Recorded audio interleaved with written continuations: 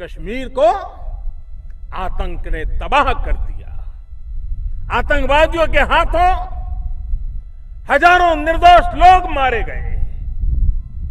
आप सोच सकते हैं, कहीं पर वहीं के रहने वालों को, लाखों लोगों को एक रात में घर छोड़कर हमेशा हमेशा के लिए निकल जाने को मजबूर कर दिया गया और सरकार कुछ नहीं कर सकी।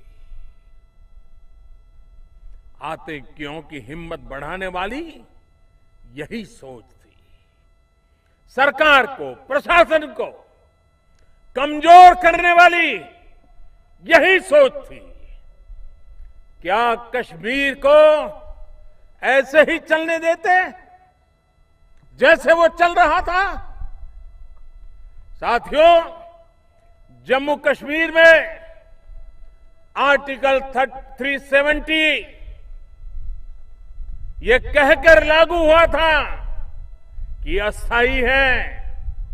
संविधान में भी यही लिखा गया कि अस्थायी है, लेकिन दशकों बीत गए, संविधान में जो अस्थायी था उसे हटाने की हिम्मत किसी ने नहीं दिखाई। वजह वही थी, सोच वही थी, अपना हित, अपने राजनीतिक दल का हित, अपना वोट बैंक।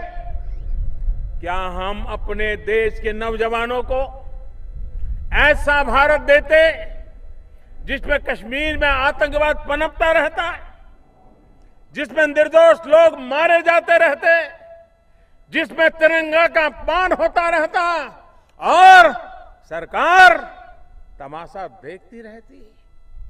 जी नहीं। कश्मीर भारत की मुकुटमणि है। कश्मीर और वहां के लोगों को दशकों पुरानी समस्याओं से निकालना हमारा दायित्व था और हमने ये करके दिखाया।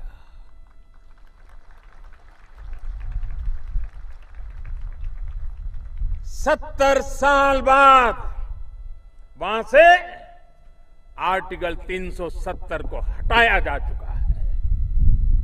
साथियों, हम जानते हैं कि हमारा पड़ोसी देश हमसे 3 युद्ध हार चुका है। हमारी सेनाओं को उसे धूल चटाने में हफ्ते 10 दिन से ज्यादा का समय नहीं लगता। ऐसे में वो दशकों से भारत के खिलाफ छद्म युद्ध, प्रॉक्सी वॉर लड़ रहा है। इसी प्रॉक्सी वॉर में भारत के हजारों नागरिक मारे गए, हजारों जवान शहीद हो गए, लेकिन इसके पहले इसे लेकर के क्या सोचते? वो लोग सोचते थे कि आतंकवाद, ये आतंकी हमले, ये बम धमाके, ये तो लॉ एंड ऑर्डर प्रॉब्लम है। इसी सोच की वजह से बम धमाके होते गए, आतंकी हमलों में लोग मरते गए, भारत मां लहूलुहान होती गई। बातें बहुत हुई, भाषण बहुत हुए, लेकिन जब हमारी सेनाएं एक्शन के लिए कहती तो उन्हें मना कर दिया जाता, टाल दिया जाता। आज युवा सोच है, युवा मन के साथ देश आगे बढ़ रहा है और इसलिए वो सर्जिकल स्ट्राइक करता है, एयर स्ट्राइक करता है और आतंक के सरपरस्तों को उनके घर में जाकर सबक सिखाता है।